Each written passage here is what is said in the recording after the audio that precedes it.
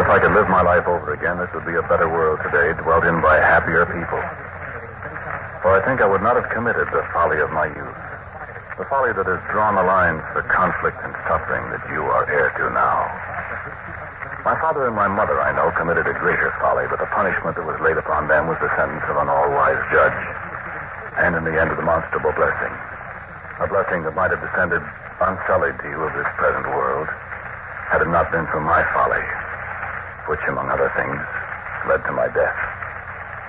And to the death of countless other men and women and children in the laying waste of many a fair countryside through the years.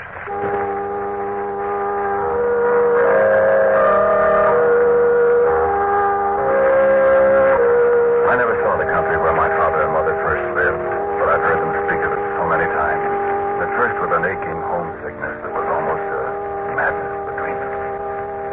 And then as the years went on in my early manhood, with a kind of hopeless uncertainty, as of a dream once vivid and now dim and tattered in the years, never to be recalled and therefore a thing to be put away forever. My father, I recall him well. A tall, heavy man, a little stooped with toil, smiling slowly and saying little. His hair long and black. I did not live to see the gray creep in. A man of prodigious strength and temper. In short, the quiet-spoken, home-loving working man, father of all ages. My mother, the most beautiful woman I've ever seen. I agree I had little opportunity then for comparison with other women, but there have been many women since in this world, and none to rival her.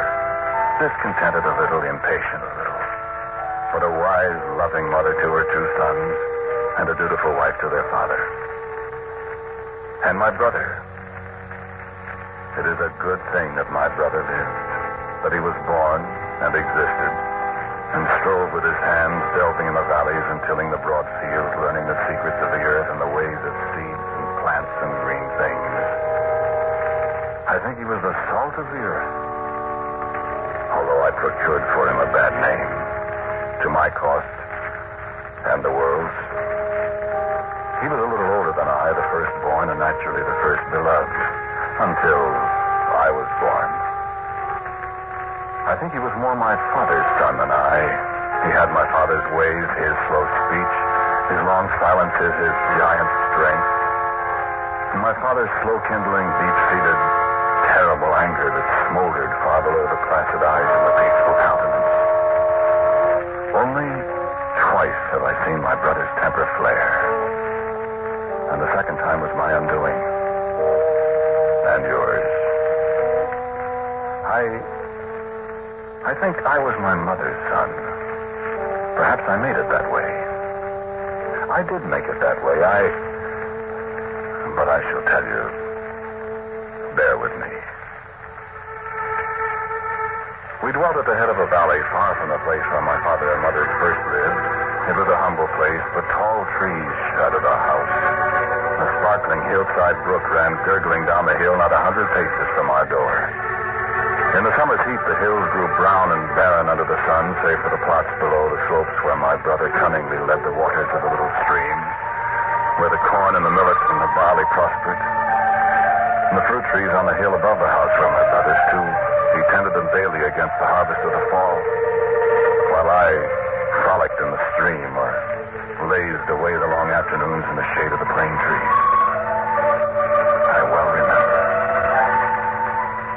I well remember the rains, my brother and my father toiling in a steamy downpour at some homely task, while I sat dry and comfortable under the thatched shelter and laughed at their dripping, mud-spattered labors. It was a good life we led. We the pioneers, we the happy family in the olden good days, in the summers and the long, slow winters, in the cheerful spring and the golden harvest days of the fall. Pioneers in a smiling land, unpeopled by enemies, unmarred by discontent and hatred. So it was in the early days of my youth. So it could have been today, were it not for my folly. I remember an evening when my brother and I sat alone in the twilight, resting, deep in the toil of the day. from the day's pleasures. Brother, I said. Brother, tell me something. What did you and Father do with the fruit and grain and things you carried away this morning? We took them down to the grove, same as we always do. Well, what did you do with them there? We left them there. Just left them there? Yeah, just left them there. Well, why did you do that? Well, you know how Father feels. You know how religious he is. I know. But I don't understand why he does this. It seems like wasting things. Those things aren't wasted. Well, what happens to them? They're a sacrifice. I don't understand that. Well, it's like this. Well, go ahead. Hard to explain. Your father gives you things. Food, things to play with. What do? I don't do anything. You say thank you, don't you? Oh, yes. Well, this sacrifice is a kind of way of saying thank you for all the wonderful things we have. For the fields and the sunshine. And, for everything. For just living. Oh. We have plenty, you see. It's only fair for us to give up some of it for a thank offering. You understand? What would happen if you didn't do it? I don't know. Would something terrible happen? Would we have bad luck, maybe? Would we die? I don't know. Well, do we just sacrifice what we want to? We sacrifice the best we have, Sonny. Has it got to be the best? That's what your father and I think. And your mother. What if it isn't good enough? It has to be the best things you have. Can I sacrifice something? When you're old enough. I'll sacrifice some wonderful things. Of course you... And they won't be just old ears of corn and bundles of millet and stuff like that.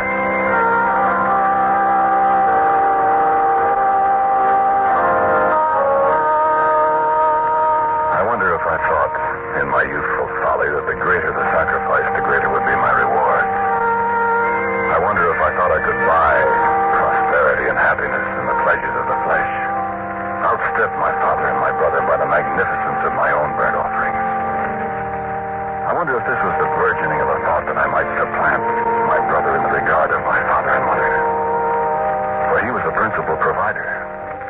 True, my father labored mightily, but it was my brother's strong arms that tilled the soil, my brother's active mind that planned the year's crops, my brother's sweat that procured the harvest that nourished us all. And as time went on, my father became more and more submerged in religion, and on his firstborn fell a heavier and heavier burden. And at the time of sacrifice, I stood sullenly aside, for I was empty-handed with nothing of my own to place upon the altar, with nothing to gain grace and prosperity for myself. I was young. Forgive me for that if you can.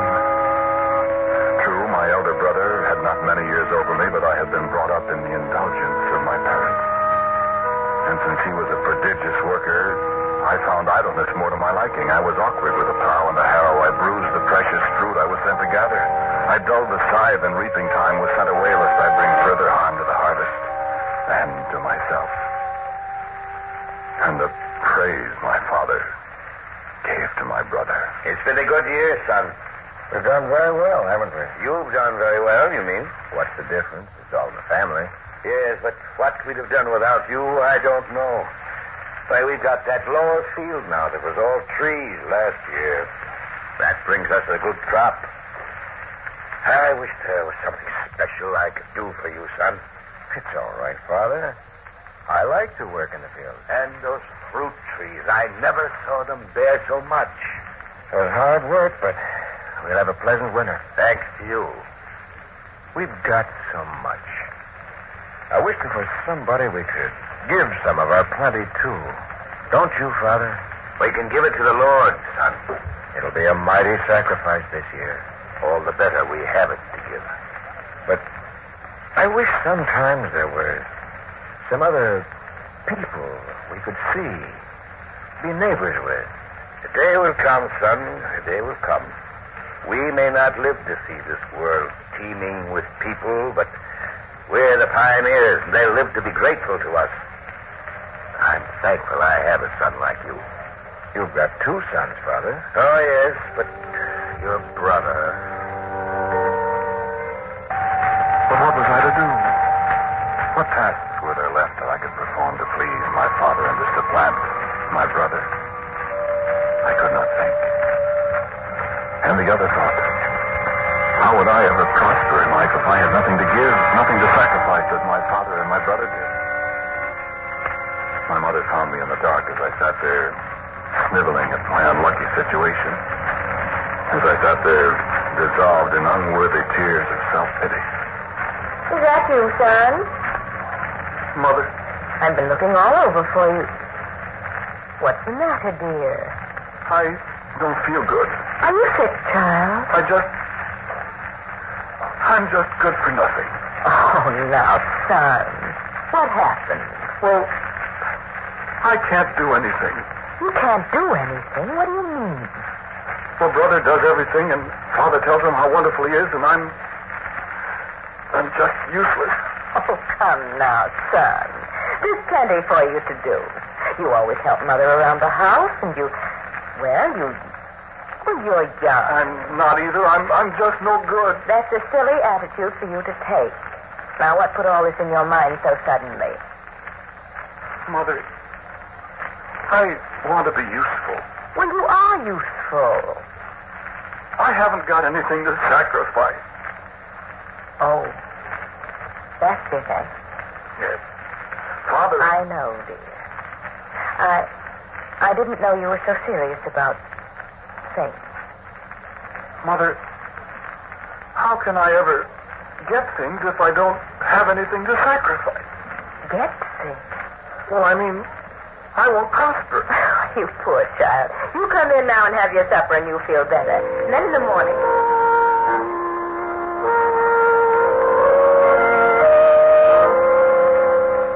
But in the morning I wandered away, still downcast before my parents and my brother had arisen. I do not remember what dark thoughts occupied my mind as I climbed the dew-drenched hillsides, wrestling with my problem. I do not know how far I walked through the morning in the hot sun of noon, nor where I wandered. I tired with the afternoon, I remember, and under a tall oak tree on the top of a hill I lay my head and slept. Dreams haunted me. Dreams of my tall, laughing brother, rich and happy, surrounded by a cheerful and happy family in some far land. Dreams of myself, begging bread from a stranger, unblessed and unhappy. Dreams of poverty and want in a world I never knew. I saw myself dependent at long last upon the bounty of my brother, the farmer, the tiller of the soil, a laborer who had enough to sacrifice to ensure a good life for himself, while I suffered the pangs of hunger. And I awoke to the curious stare of a pair of tiny, grave little lambs, two little lambkins who stood and made bleating noises at the strange figure on the grass, who tottered to me and seized my fingers in their black little mouths and tugged at them valiantly. And so, when at sunset I made my weary way into the clearing around our house, I had found my vocation. The lambs objected mightily to being dragged up for inspection by my father and brother and my weeping mother. But there was a hot supper for me and barley meal for the lambs, and I talked bravely of the prosperity my new acquisition would bring to us all. I suppose I was meant to be a shepherd. My two little lambs grew. Presently, there were more lambs. My father taught me to shear them as they grew bigger. I found out the roar of the sheep herder for myself. It was pleasant on the hillsides with the tinkle of the wether's bell, and the flock grew apace. Ah, how I remember those long afternoons, with the clouds drifting lazily above me, the pleasant, drowsy sound of the sheep as they grazed peacefully around me. It was a lazy life, but a good one. I could laze away the afternoon securely, laughing to think of my burly brother toiling away in the sun-baked fields, fighting his eternal battle with the earth for his sustenance. I built my own hut on the hillside above the home place,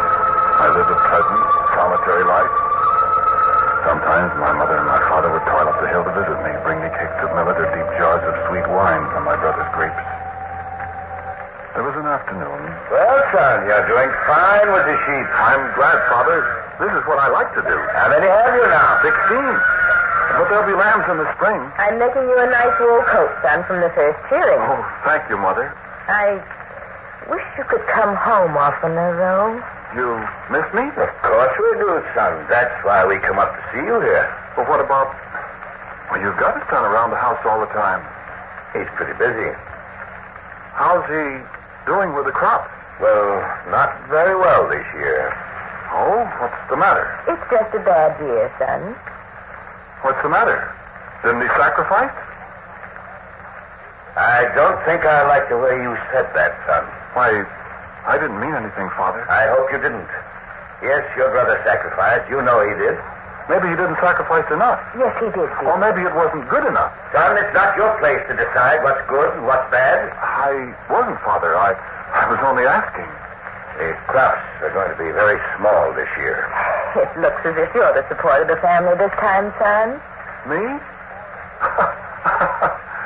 That's fine. I'm some use after all, then. Son. Why, of course you're some use. You're a great deal of use.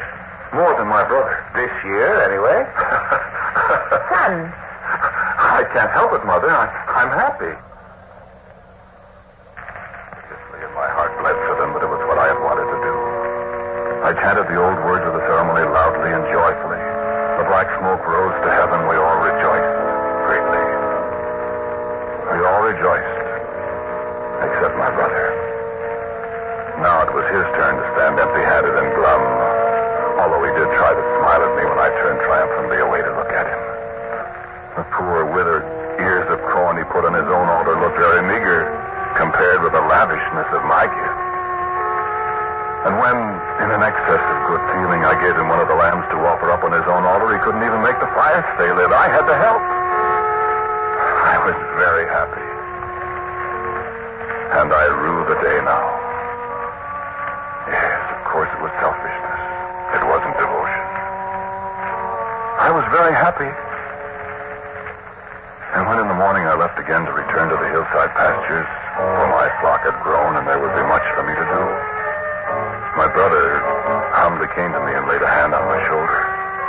Is it all right if I walk back with you to see the flock? Why, haven't you got anything to do here? There's not a thing to do here. Crops are in, but there is of them. Well, isn't that too bad? Yeah, it is that. Well, come on along. Thank you. I don't know what happened this year. It is strange, isn't it? You've done well. I'm proud of you. Oh, you know, I told you I'd sacrificed something wonderful. Yes, I remember. I sacrificed the first lambs this family ever sacrificed. It was wonderful. Too bad your sacrifice was so cheap and bad. I did the best I could. That's all anybody could do. Oh, well, but you should have been like me. It's all very well to dig up the ground, but it takes something more to do what I've done. I've done pretty well in the past, boy. I don't see how you can expect to do very much when all you've got to offer is some old corn and stuff like that. It was good enough for you for a long time. Of course, but now I've worked hard all my life. You don't have to work hard if you don't want to. I don't work hard. And look at me. Yes. I think Father and Mother are a little disappointed in you, you know. They are not. Oh, I think they are. I could see the way they looked at you. And at me. I don't believe you. And you didn't do very well with your sacrifice. Not even when I had to give you something to sacrifice. You stop that. I think your day's over, brother. I told you to stop talking that way. Yes, you're done. You were all right till I got started and made a good sacrifice. Oh, go on back and dig holes in the ground, you farmer.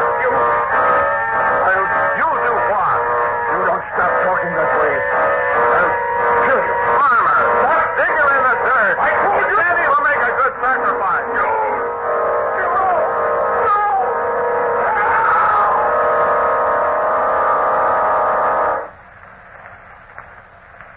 And I lay there on the ground,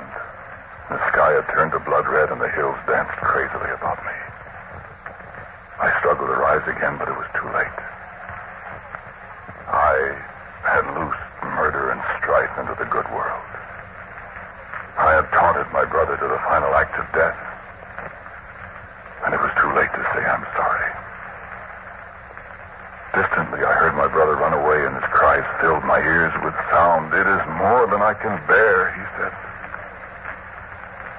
And those are the last words of his I heard. My good, kindly brother. And through him, I brought strife and terror and hopelessness into the best of all worlds. Are heir to the evil that I set free. I was my brother's keeper. And I failed my trust.